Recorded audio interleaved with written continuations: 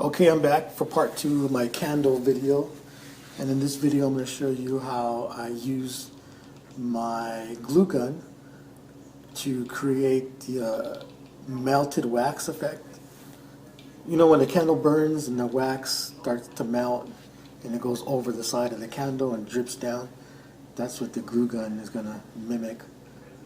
And hopefully it can come, you'll see it on the video. It's kind of hard to see now. So I went ahead and secured the bottom of the tubes to the foam board with my glue gun, and I secured in between. I created seams in between the tubes, the paper towel tubes, toilet paper rolls, to connect those together to make it a little more rigid, sturdy, so it won't fall over. So everything's glued together. And so now I'm taking my glue gun. And material used, one glue gun, and you're going to need a lot of glue sticks. You can go through them pretty quick, especially if you want to add a lot of waxing effect. You can go back and add layers of this wax or glue to give it the effect of, you know, dripping wax. And you can go crazy with it. I've seen some pictures and people really get extreme. But mine is going to be pretty tame, you know, kind of make it look realistic. I don't have that many glue sticks right now. I don't feel like going to buy any right now. So whatever I have, I may go back and add some more. If I do, I'll add pictures. And you just take your time, right? What I do is some of them I started from the top and I drug it down, and then others I started from the bottom and created a bead of glue and then pulled it up to the top of the candle. And I think that worked best. That looked a little more realistic.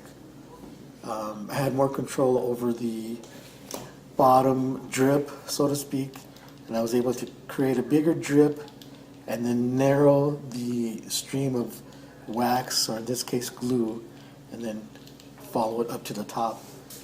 I mean, there's no science to it. You just, you know, trial and error. That seemed to me look a little more realistic. I even tried holding the glue and letting it drip, but that took too long because this glue gun's old and it's not as hot. It doesn't get the glue as hot. So I found for me this worked best, starting from the bottom going up.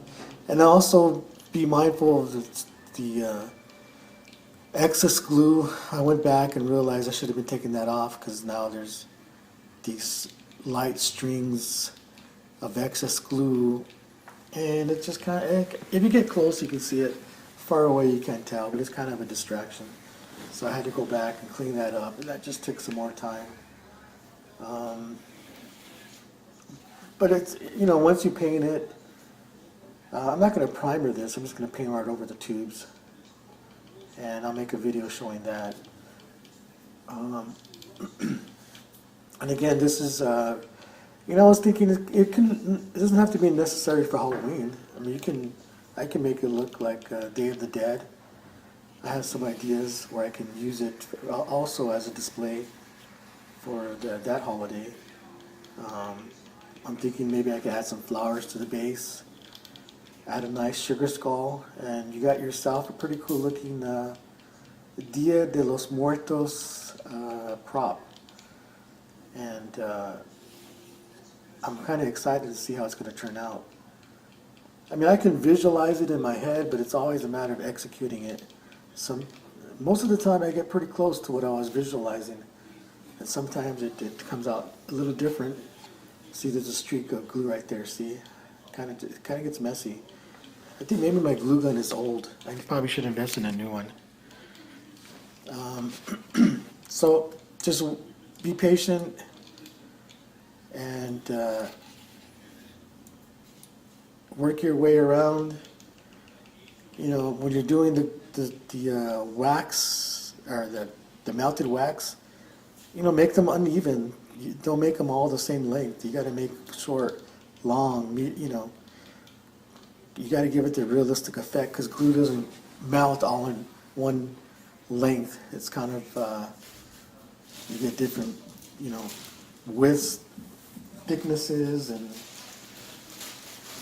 so just be mindful of that. Make sure you clean up the excess, because taking for me, that's a hassle, doing it afterwards. Okay, so here's what is this, part 3? Part 3 video, I think. I'm losing track, but we're almost done. This is a fun project, and I can't wait to see the results. If you liked the video, hit like. If you haven't subscribed, go ahead and subscribe now. I appreciate it. I'm trying to get to 200 subscribers. With your help, I can do it.